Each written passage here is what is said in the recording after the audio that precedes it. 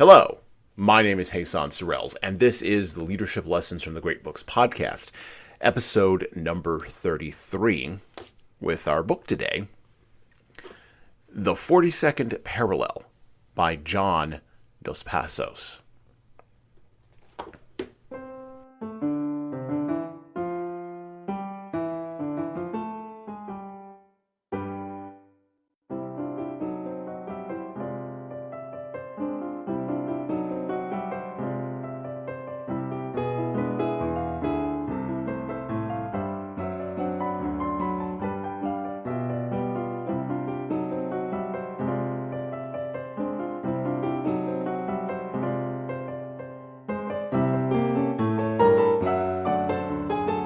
And I quote from The 42nd Parallel by John Dos Passos. Faney lived 10 years in Chicago. At first, he went to school and played baseball on backlots on Saturday afternoons, but then came his last commencement, and all the children sang My Country 'Tis of Thee, and school was over, and he had to go to work.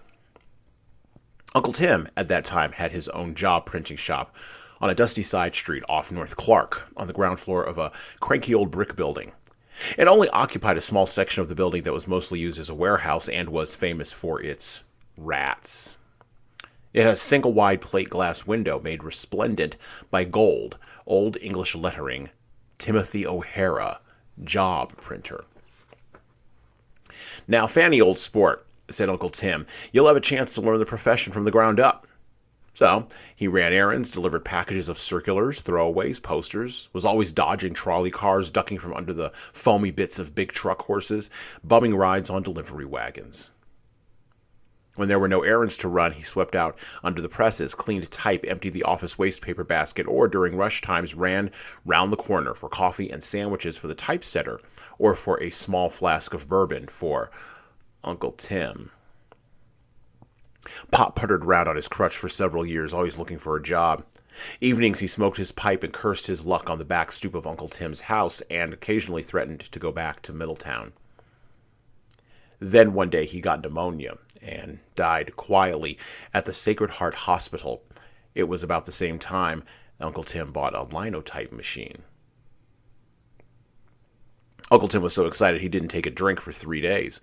The floorboards were so rotten they had to build a brick base for the linotype all the way up from the cellar. "Well, when we get another one, we'll concrete the whole place," Uncle Tim told everybody. For a whole day, there was no work done. Everybody stood around looking at the tall, black, intricate machine that stood there like an organ in a church. When the machine was working and the print shop filled with a hot smell of molten metal, everybody's eyes followed the quivering, inquisitive arm that darted and flexed above the keyboard. When they handed round the warm, shiny slugs of type, the old German typesetter, who for some reason they called Mike, pushed back his glasses on his forehead and cried, 55 years a printer, and now when I'm old I'll have to carry hods to make a living." The first print Uncle Tim set up on the new machine was the phrase, "Workers of the world unite. You have nothing to lose but your chains."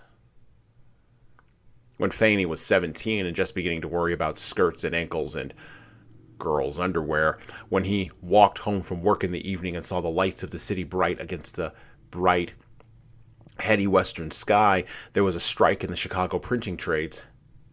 Tim O'Hara had always run a union shop and did all the union printing at cost. He even got up a handbill signed "A Citizen," entitled "An Earnest Protest," which Fanny was allowed to set up on the linotype one evening after the operator had gone home. One phrase stuck in Fanny's mind, and he repeated it to himself after he had gone to bed that night. "It is time for all honest men to band together to resist the ravages of greedy privilege."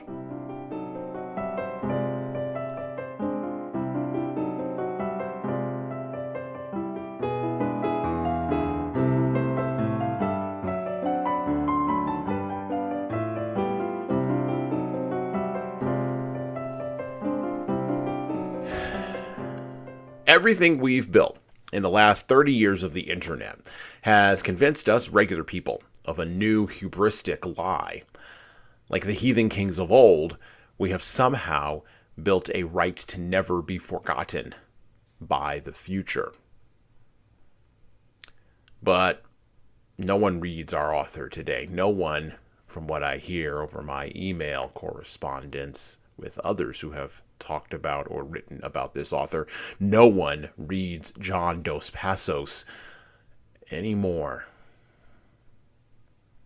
From the introduction to the 42nd Parallel, the Mariner Books edition, the introduction written by that famous author who soon will join the pantheon of Dos Passos, E.L. Doctorow, I will quote extensively today on the podcast, and I will begin by quoting directly.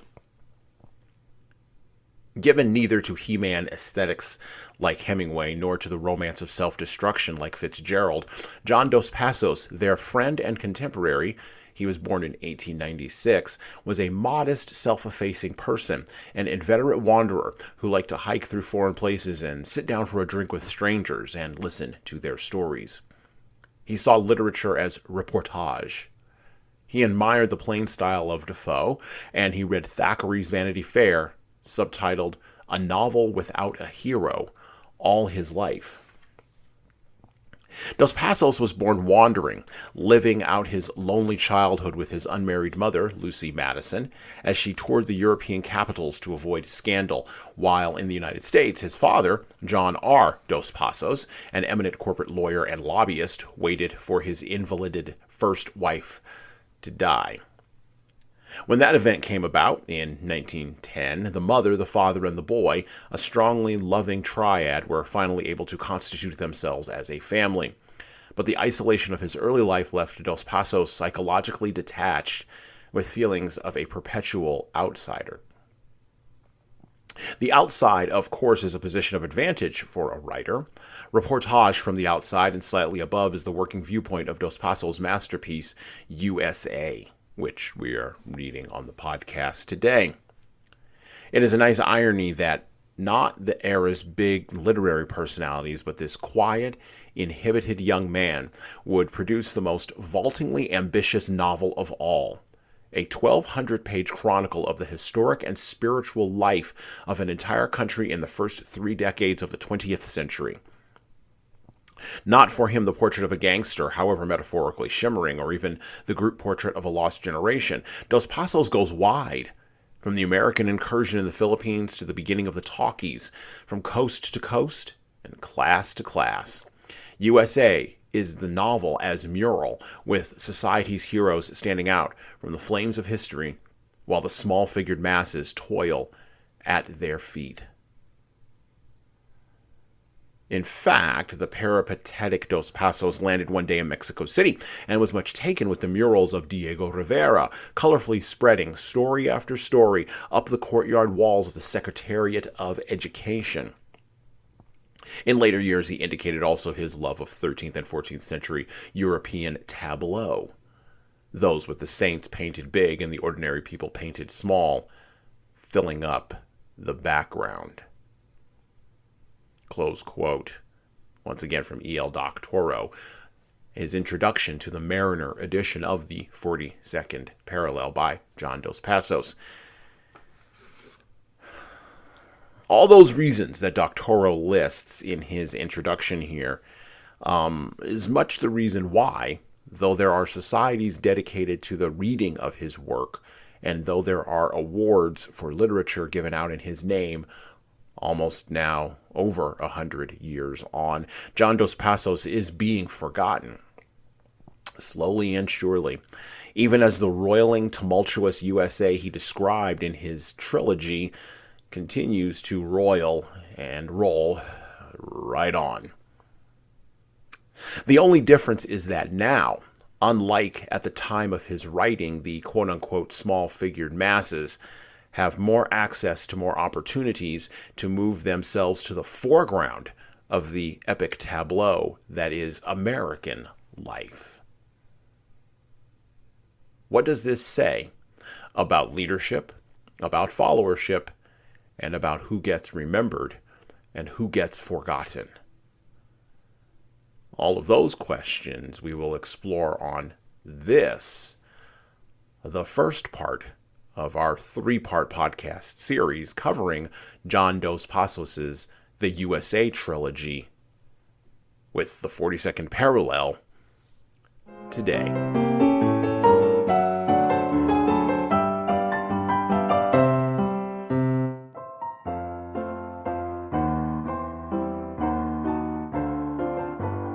Back to the 42nd parallel by John Dos Passos.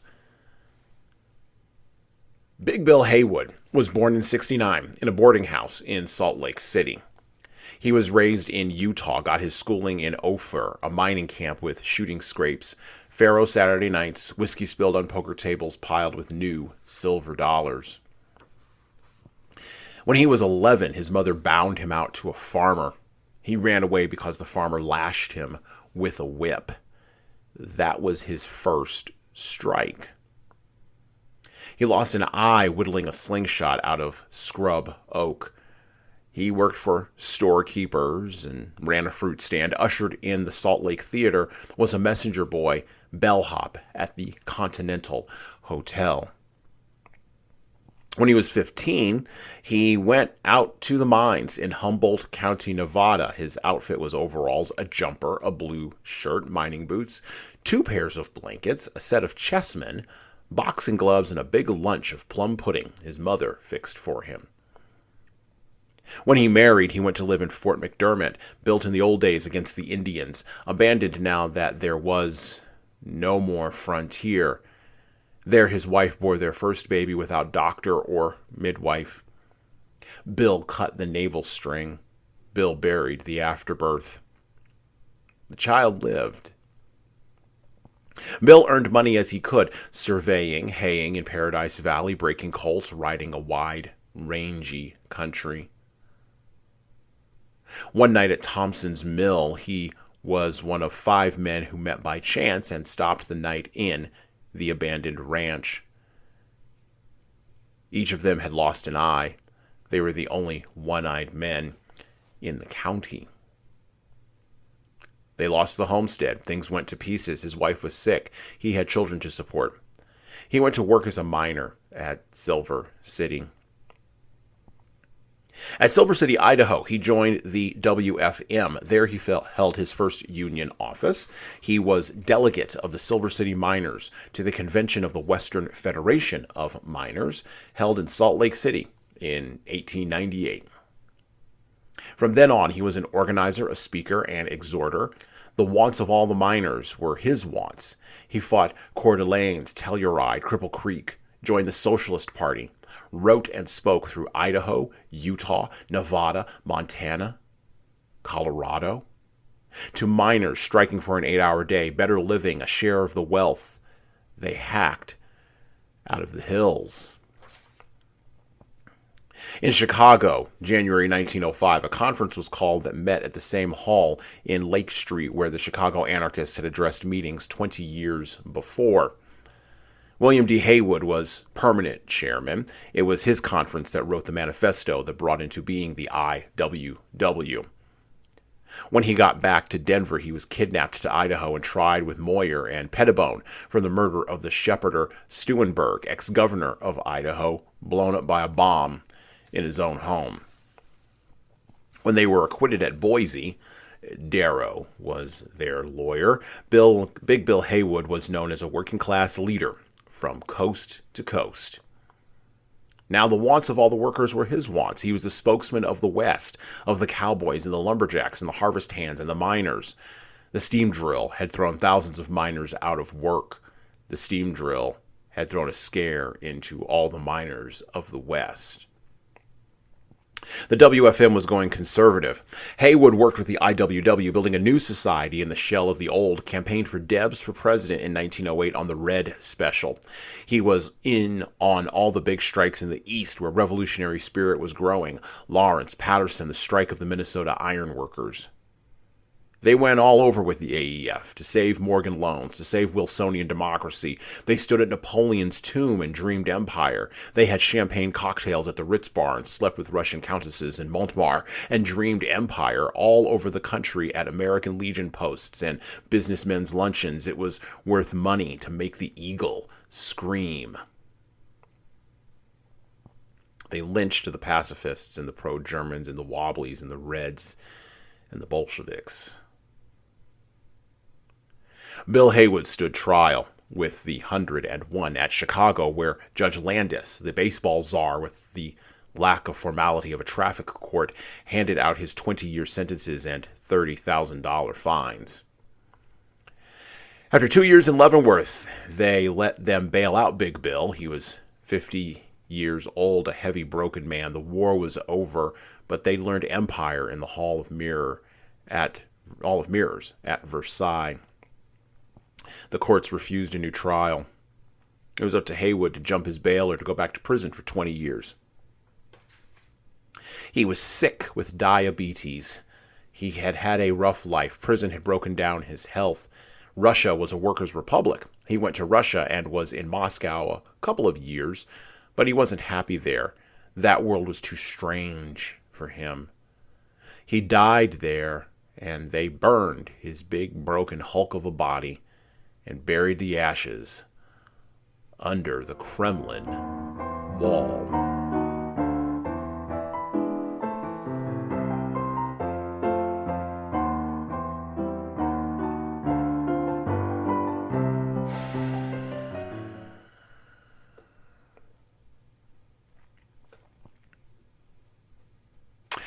Most of your followers, as a leader, don't know who the mayor is in their own town. And this is something that leaders have to be aware of. They have to pay attention to this fact. They sometimes miss this because, if they don't know who the mayor of their own town is, they may not even know who you are as a leader. They may merely think of you as a manager and a supervisor. That's somewhat of what you pull from Dos Passos' writings. And John was an ardent progressive leftist in the early part of the 20th century. And this came about because of the life he lived and the background he hailed from and the injustices he observed. Leaders like Big Bill Haywood serve as stand-ins for moral and political ideals that roiled the country at the time of Dos Passos' writing, and only around 20 years after Nietzsche's death and in the midst of the building of a Leninist-inspired paradise on top of all of those bones in a gulag, the consequences of the impact of the ideas of supermen, Marxist paradises, and socialist reform had yet to grow the long, cynical strain they would adopt as the century progressed in the USA. So Dos Passos wrote from a position of all of this being new, all of this being interesting. He wrote from a position where you needed to know who your mayor was, and you needed to know whether your mayor was socialist or whether your mayor was not.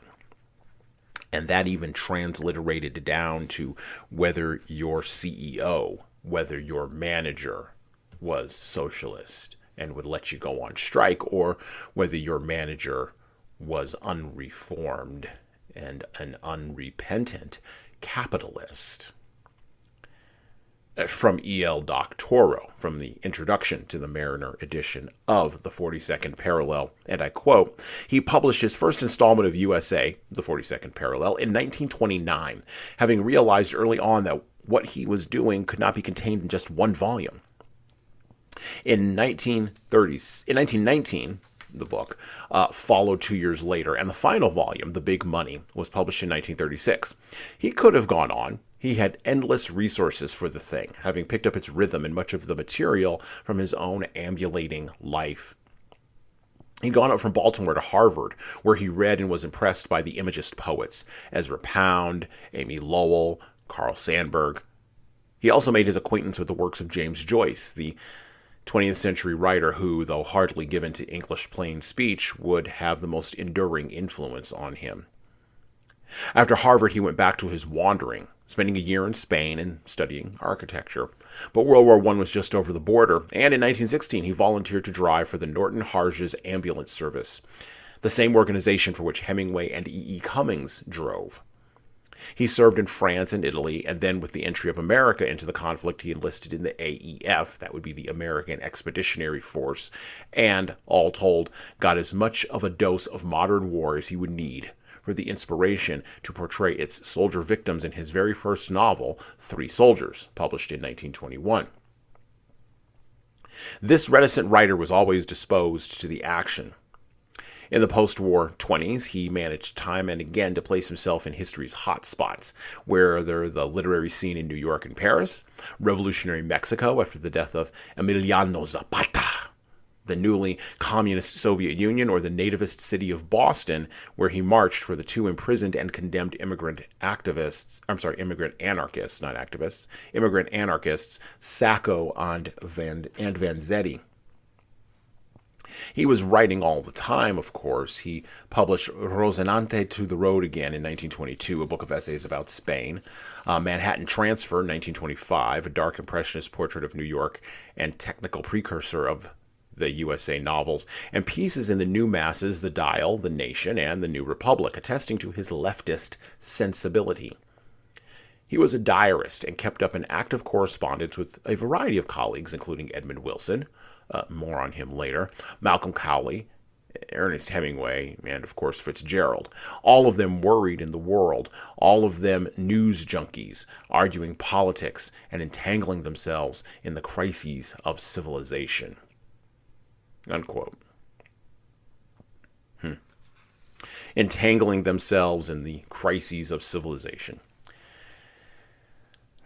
I know it seems with our social media driven world that we all do this now, and it seems as though the volume has been turned up. I was talking with someone today even about that.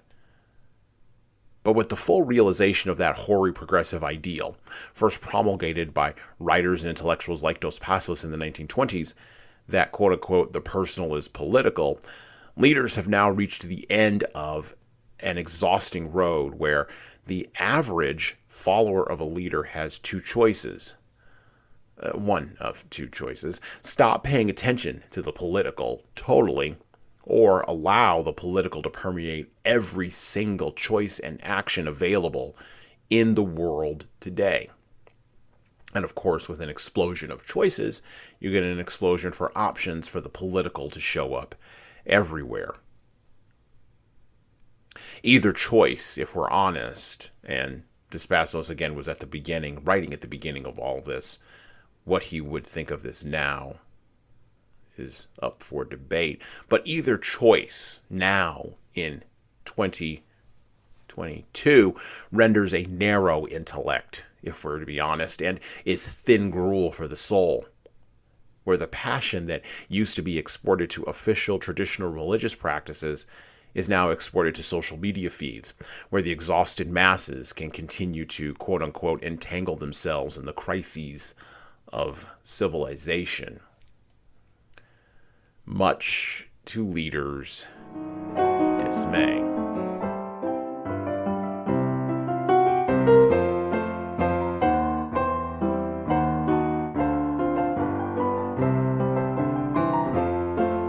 Back to the 42nd Parallel by John Dos Passos. We're reading, as I said before, the volume 1 of the USA Trilogy, and this is the Mariner Books version. You can find several different versions of this book floating around, but this first Mariner Books edition was published in the year 2000, and so we are almost exactly like we read there. We're almost exactly 103 some odd years ahead in time of this. And of course, it was published by Houghton Mifflin Company, who do still own the copyright, even though they've been acquired. I would encourage you to go out and pick it up. And as we cover the USA Trilogy, the 42nd Parallel really sets the tone for the remainder of the books in the trilogy, and it is worth reading and picking up. It's a quick read, by the way. It moves quite quickly, and those of us who live in a social media-driven era will actually appreciate the structure of the book. We'll talk about that in just a second. But first, I'd like to, introduce you to another character in 42nd Parallel by John Dos Passos. And I quote, "When she was small, she hated everything. She hated her father, a stout red-haired man smelling of whiskers and stale pipe tobacco. He worked in an office in the stockyards and came home with the stockyard stench on his clothes and told bloody jokes about butchering sheep and steers and hogs and men. Eleanor hated smells and the sight of blood. Nights she used to dream she lived alone with her mother in a big clean white house in Oak Park in winter, when there was snow on the ground and she'd been setting a white linen tablecloth with bright white silver, and she'd set white flowers and the white meat of chicken before her mother, who was a society lady in a dress of white samite. But there'd suddenly be a tiny red speck on the table, and it would grow and grow and grow, and her mother would make helpless fluttering motions with her hands, and she'd try to brush it off, but it would grow to a spot of blood welling into a bloody blot spreading over the tablecloth, and she'd wake up out of the nightmare smelling the stockyards and screaming. When she was 16 in high school, she and a girl named Isabel swore together that if a boy ever touched them, they'd kill themselves. But that fall, the girl got pneumonia after scarlet fever and died. The only other person Eleanor liked was Miss Oliphant, her English teacher. Miss Oliphant had been born in England. Her parents had come to Chicago when she was a girl in her teens. She was a great enthusiast for the English language, tried to get her pupils to use the broad A, and felt that she had a right to some authority in matters pertaining to English literature, due to being distantly related to a certain Mrs. Oliphant, who'd been an English literary lady in the middle 19th century and had written so beautifully about Florence. So she'd occasionally have her more promising pupils, those who seemed the children of nicer parents, to tea in her little flat where she lived all alone with a sleepy blue Persian cat and a bullfinch, and talk to them about Goldsmith and Dr. Johnson's pithy sayings and Keats and Corcordium and how terrible it was he died so young, and Tennyson and how rude he'd been to women, and about how they changed the guard at Whitehall and the grapevine Henry VIII planted at Hampton Court and the ill-fated Mary Queen of Scots. Miss Oliphant's parents had been Catholics, and they had considered the Stuarts the rightful heirs to the British throne, and used to pass their wine glasses over the water pitcher when they drank to the king. All this thrilled the boys and girls very much, and particularly Eleanor and Isabel, and Miss Oliphant used to give them high grades for their compositions and encourage them to read. Eleanor was very fond of her and very attentive in class. Just to hear Miss Oliphant pronounce a phrase like "the great monuments of English prose," or "the little princesses in the Tower," or "St. George and Merry England," made small chills go up and down her spine. When Isabel died, Miss Oliphant was so lovely about it, had her to tea with her all alone, and read her Lycidas in a clear, crisp voice, and told her to read Adonais when she got home, but that she couldn't read it to her because she knew she'd break down if she did. Then she talked about her best friend when she'd been a girl who'd been an Irish girl with red hair and a clear, warm, white skin like Crown Darby, my dear, and how she'd gone to India and died of the fever, and how Miss Oliphant had never thought to survive her grief, and how Crown Darby had been invented, and the inventor had spent his last penny working on the formula for this wonderful china, and had needed some gold as a last ingredient, and they had been starving to death, and there had been nothing left but his wife's wedding ring, and how they kept the fire in the furnace going with their chairs and tables, and at last he produced this wonderful china that the royal family used exclusively. It was Miss Oliphant who induced Eleanor to take courses at the Art Institute. She had reproductions on her walls of pictures by Rossetti and Burne-Jones, and talked to Eleanor about the pre-Raphaelite brotherhood. She made her feel that art was something ivory white and very pure and noble and distant and sad. When her mother died of pernicious anemia, Eleanor was a thin girl of 18, working days in a lace shop in the Loop and studying commercial art evenings at the Art Institute. After the funeral, she went home and packed her belongings and moved to the Moody house. She hardly ever went to see her father. He sometimes called her up on the phone, but whenever she could, she avoided answering. She wanted to forget all about him.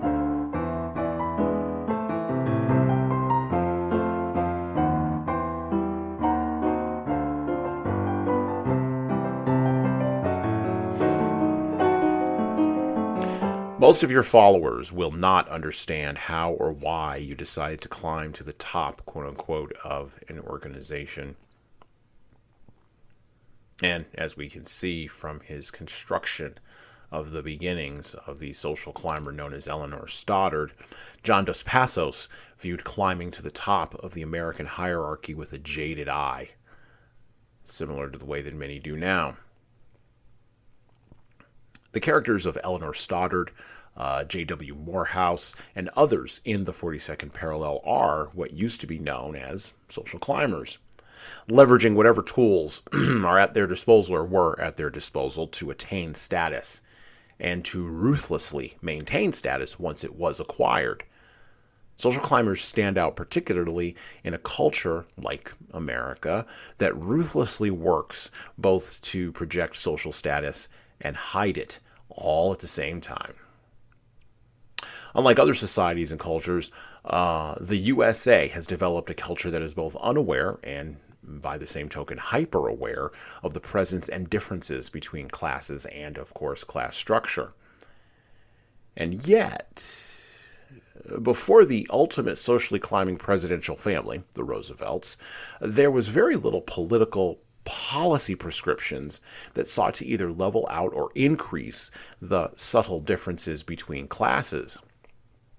Thus, there has always been in America the lack of a true political socialist movement, much less a Marxist class revolution in the mode of early 20th century Russia, much to the chagrin of intellectuals like Dos Passos and others, both then and, oddly enough, even now. And that's because what both the social climbers and the revolutionaries fail to remember is that human beings enjoy the climb up the hierarchy. They enjoy the freedom to choose whether to climb, to tear down, to ignore, or to forge a totally different hierarchy. Or, whatever. And the system that provides human beings with the most freedom to choose is the system that will survive the longest before the decay of ignorance, the obsequiousness of ignorance, or the chaos of revolution fully ends that system's existence on Earth.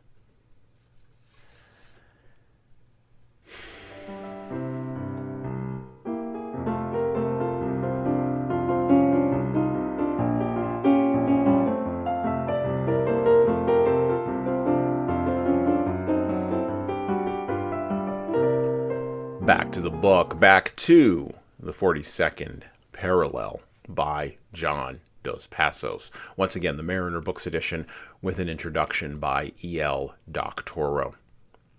And I quote, "When Minor C. Keith died, all the newspapers carried his picture, a bright-eyed man with a hawk nose and a respectable bay window and an uneasy look under the eyes." Minor C. Keith was a rich man's son, born in a family that liked the smell of money. They could smell money halfway around the globe in that family. His uncle was Henry Meigs, the Don Enrique of the West Coast. His father had a big lumber business and handled real estate in Brooklyn. Young Keith was a chip off the old block. Back in '49, Don Enrique had been drawn to San Francisco by the gold rush. He didn't go prospecting in the hills. He didn't die of thirst sifting alkali dust in Death Valley. He sold outfits to the other guys. He stayed in San Francisco and played politics and high finance until he got in too deep and had to get aboard a ship in a hurry. The vessel took him to Chile. He could smell money in Chile. He was the capitalista Yankee. He built the railroads from Santiago to Valparaiso. There were guano deposits in the Chincha Islands. Meigs could smell money in guano. He dug himself a fortune out of guano, became a power on the West Coast, juggled figures, railroads, armies, the politics of the local caciques and politicos. They were all chips in a huge poker game. Behind a big hand, he heaped up the dollars. He financed the unbelievable Andean railroads. When Tomas Guardia got to be dictator of Costa Rica, he wrote to Don Enrique to build him a railroad. Meigs was busy in the Andes. A $75,000 contract was hardly worth his while, so he sent for his nephew, Minor Keith. They didn't let grass grow under their feet in that family. At 16, Minor Keith had been on his own, selling collars and ties in a clothing store. After that, he was a lumber surveyor and ran a lumber business. When his father bought Padre Island off Corpus Christi, Texas, he sent Minor down to make money out of it. Minor Keith started raising cattle on Padre Island and seining for fish, but cattle and fish didn't turn over money fast enough, so he bought hogs and chopped up the steers and boiled the meat and fed it to the hogs and chopped up the fish and fed it to the hogs. But the hogs didn't turn over money fast enough, so he was glad to be off to Le Mans. Le Mans was one of the worst pest holes in the Caribbean. Even the Indians died there of malaria, yellowjack, dysentery. Keith went back up to New Orleans on the steamer John G. Meigs to hire workers to build the railroad. He offered $1 a day and grub and hired 700 men.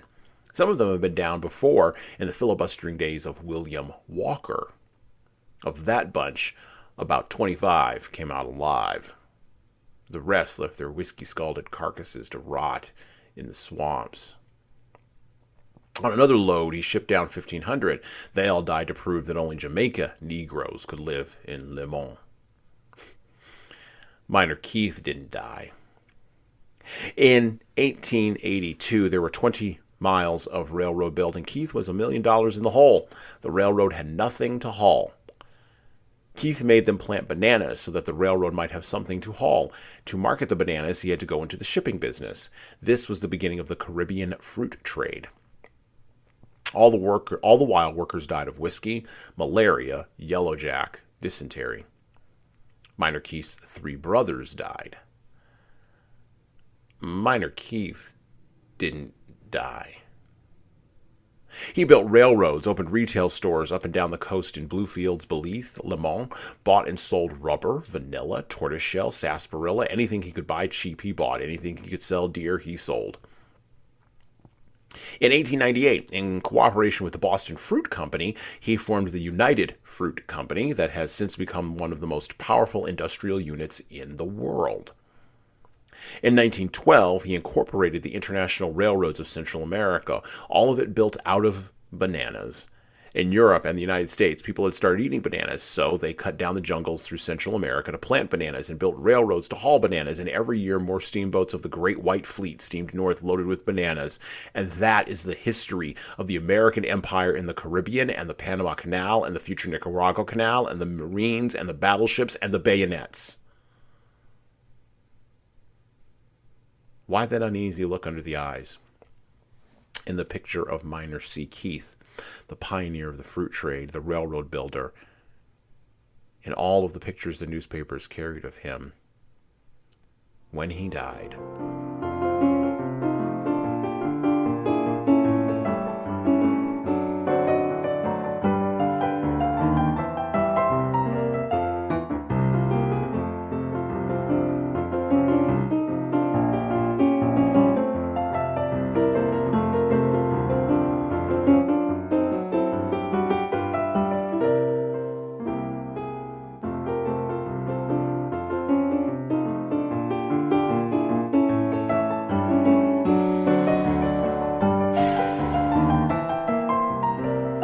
And I quote from Henri Ducard, from a famous movie you may have heard of a few years ago.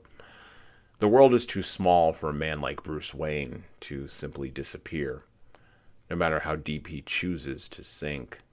If you make yourself more than just a man, if you devote yourself to an ideal, and if they can't stop you, you become something else entirely.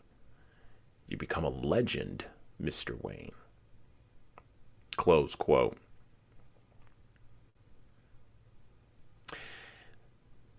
The world, according to John Dos Passos, again, much to his bitter chagrin, was too small for a man like Minor C. Keith.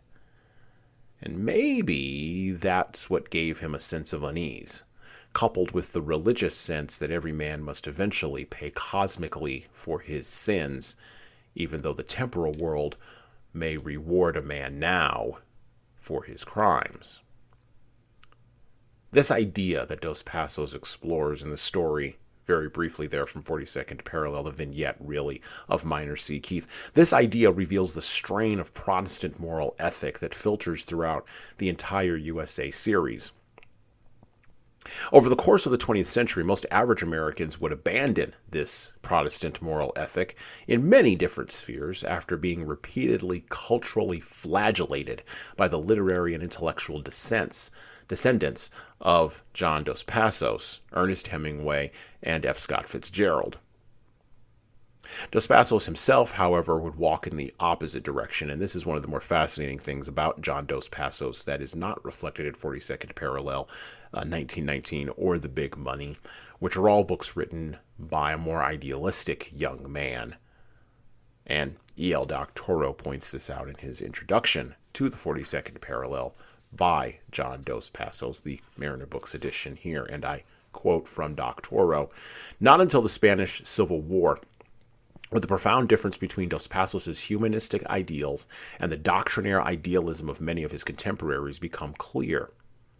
The visible moment of separation seems to have occurred with the execution in Valencia of his friend Jose Robles, a Republican, by a communist firing squad. In his later life, Dos Passos was as archly conservative as he had been radical. What remained constant, like a moral compass course that never veered, was his despair of the fate of the single human being bent into the service of the institutions of modern industrial society, whatever those institutions may be. In fact, the pervading vision of USA is of a people dominated by institutions, which is to say, people trapped in history.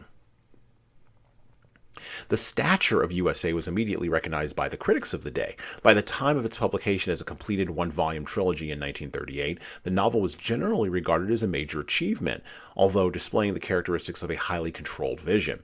Malcolm Cowley thought of it as, quote-unquote, a collectivist novel, perversely lacking the celebrations of common humanity that would be expected from a collectivist novel. Edmund Wilson, American writer and Marxist literary critic, wondered why every one of the ordinary characters of the book went down to failure, why nobody took root, raised a family, established a worthwhile career, or found any of the satisfactions that were undeniably visible in actual middle-class American life. Others objected to the characters' lack of ideas. Dos Passos' refusal to give them any consequential thought or reflection, not connected with their baser appetites. Close quote. And it is this lack of balance that has fundamentally doomed the USA trilogy to not being read anymore. And it is a series of books that every high school student should be reading, just as at one time every high school student read The Great Gatsby. And thus the USA trilogy and most of the rest of Dos Passos' canon has been delegated to the ash heap of history, literary history, and reading history itself.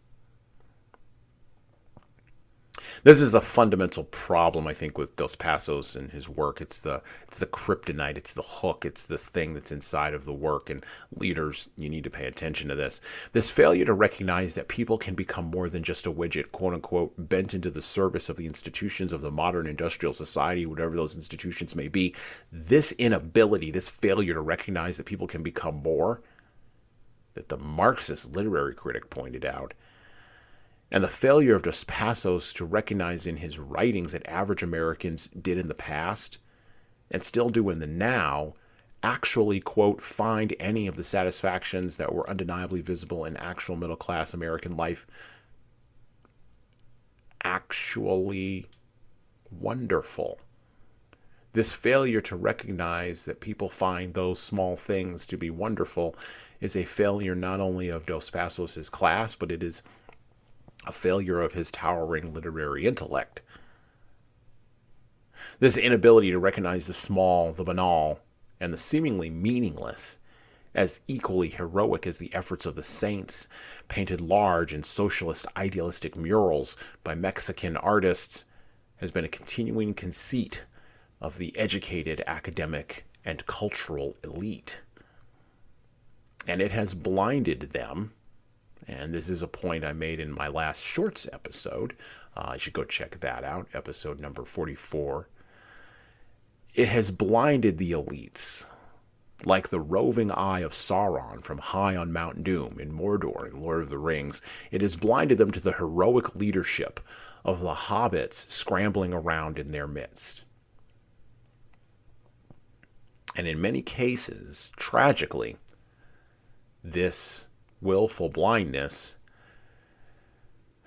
has blinded the hobbits as well.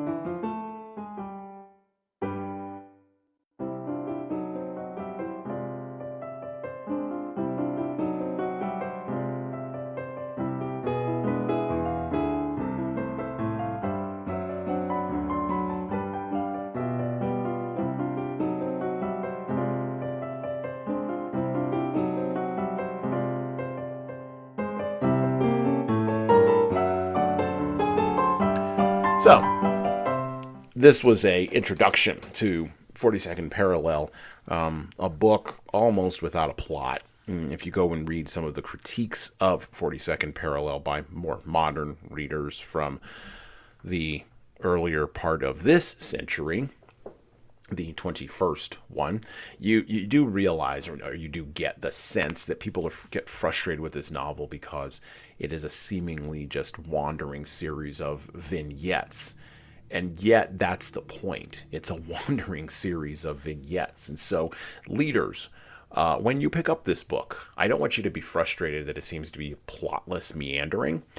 There's actually a point here, and it took me a little while to kind of, I'll be honest, it took me kind of a little while to get into the speed of the book, and to get into the speed of the trilogy itself, because it is an epic American trilogy, and we will talk more when we get to 1919 about the structure of the trilogy, so please follow along. Now, I didn't read the whole book. I really just picked 3 different examples of character studies in the book. And this is what Dos Passos is really doing.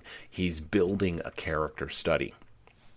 But the point of this podcast is what leaders can learn from leadership, right? So the question I always ask at the end of these solo episodes, which are just really much longer versions of my shorts episodes with a few more graphics on the YouTube channel. The question here, if you've made it this far, is what is the point for leaders? How do they stay on the path leveraging Dos Passos? Is there anything that we could pull from this progressive intellectual giant whose books are no longer read, whose voice has fallen out of the canon? Maybe because everything that he wanted, he got. Just like Nietzsche, who's also never talked about anymore. What can we learn from this fellow? Well, I think there's a couple of things we can learn. I think we can learn that leadership is about being part of building something, but it's also about being part of the unwinding of something. 4 thoughts to take away from the 42nd Parallel, and we'll expand on some of these as we go into 1919 and finally end with The Big Money in our 3-part series here on John Dos Passos' The USA Trilogy. First thought, leaders must be comfortable with being forgotten. It's okay to not remember, and it's okay to not be remembered. The hubristic moment of our time is that because we have managed to record ourselves as average human beings on social media, we think that we will be remembered as we were, and in reality, all that will be left will be our highlight reels and our avatars. And then they will pass into history. It will pass into forgetting on the internet. Leaders, don't drink the Kool-Aid. Don't fall for the scam. Don't believe that because you posted something on Facebook or you've been tweeting ever since 2008 that any of that's going to matter to people 100 years from now, and that your voice won't just ascend into the mass of other voices and to become innocuous and forgotten. The second idea that we can take from Dos Passos is that there's more than just politics in the world. There has to be. Leaders, the personal is not political. The personal is personal and the political is political. And for too long, we have conflated those two realms together. For too long, we have allowed Caesar into the realm of what is God's, and we have placed God outside the realm of everything. No, no, no. This will not do. Leaders, your job is to construct a hierarchy where everything has its place. And yes, there are boundaries, and I'm a man of boundaries. My big 5 personality traits indicate that. I have a high degree of conscientiousness, and so I believe in boundaries. And if you don't, if you're a person who's more open, you have to admit that a riling mass of everything, all boundarylessness, all boundaryless and mushing together doesn't lead to innovation. It leads to chaos. So there's more than just politics in the world. Everything is not political. I think even Dos Passos would agree with that. The third point is that hierarchies are hard to climb. Leaders, here's a secret, and I know you know it, but I'm just going to say it out loud here on the podcast. No one cares how hard your climb up the hierarchy was. I know you know this. People's eyes glaze over when you start talking about how hard your climb was up the hierarchy. People like an origin story, skip over the hard part, and then get to the top. They don't want to know about the messy middle. No matter what YouTube tells you. They don't want to know about the messy middle. They don't want to see the sausage getting made.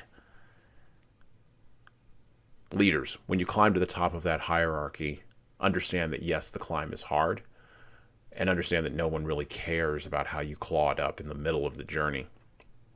They want to know where you came from, and they want to know where you wound up, and they want to miss the messy middle. Now, there may be lessons for your followers in that messy middle, just like there are lessons in the messy middle between Eleanor Stoddard becoming and Eleanor Stoddard fully on the come.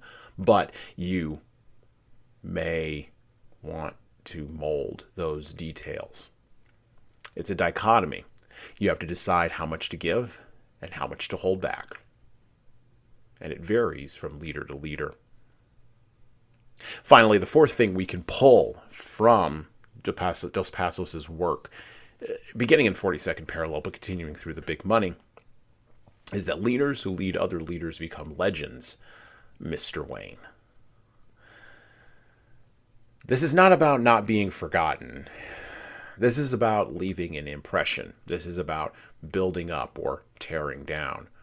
This is about making sure that the people who matter remember who you were.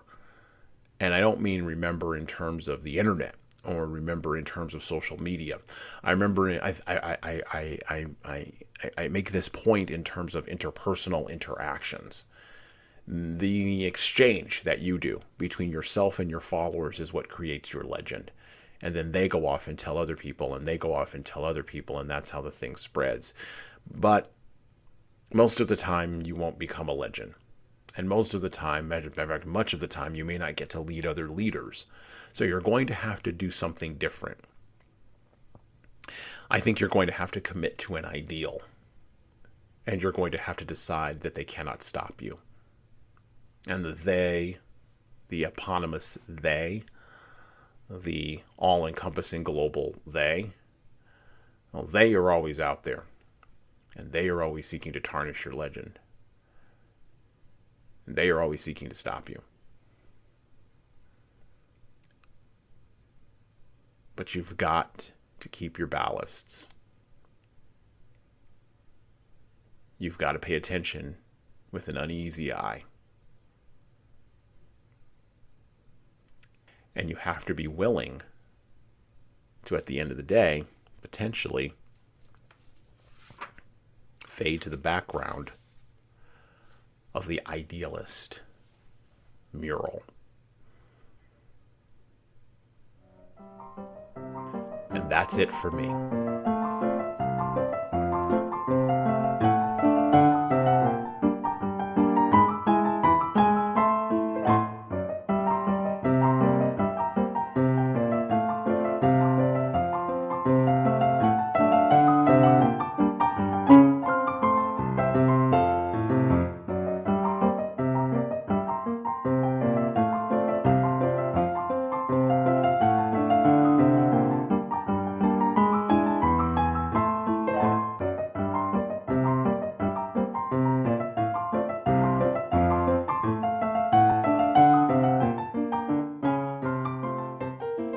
Listen and subscribe to the Leadership Lessons from the Great Books podcast on all the major podcast players that you listen to podcasts on, including iTunes, Stitcher, Google Podcasts, and even Spotify. And please leave a 5-star review if you like the show. We need those reviews to grow, and it's the easiest way to make sure that this show gets into the ears of the leaders who need to hear it. And of course, tell all your friends. If you want to get started on the leadership path, HSCT Publishing's products and services can help your team do that. Check out our training webinars, coaching services, and more at leadershiptoolbox.us. We also have a video-based subscription service, that's software as a service, that can help your team become better at the individual level. 60 modules and over 100 hours of video and written content for you at leadingkeys.com. That's leadingkeys.com. We've also got books that will help you and your team grow. Pick up a copy today of My Boss Doesn't Care, 100 Essays on Disrupting Your Workplace by Disrupting Your Boss, and subscribe to the Little Red podcast I launched earlier this year with the same name as that Little Red book. My most recent book is 12 Rules for Leaders, The Foundation of Intentional Leadership. Co-written with contributions from Bradley Madigan, this is the book for right now that was written for leaders right now. Pick up a copy by heading over to 12rulesleadersbook.com/now. That's 12rulesleadersbook.com/now. You pay for shipping, and you'll get a copy of my second book as well. Finally, you can get all these books in paperback, hardcover, or as ebooks on Amazon, Barnes & Noble, Kobo, and any other place online you order books. Finally, HSCT Publishing is on YouTube. Like and subscribe to the video version of the Leadership Lessons for the Great Books podcast on the HSCT Publishing channel on YouTube. Just search for HSCT Publishing and hit the subscribe button. You'll get our weekly video updates, which is the video version of this podcast. And, of course, you're going to want to subscribe to my other podcast. That's right, I do more than one. The Hey Sorrells Presents audio experience, where I talk more casually with a broader range of people about all matters that matter in the world today, from arts all the way to analytics. All right, that's it for me.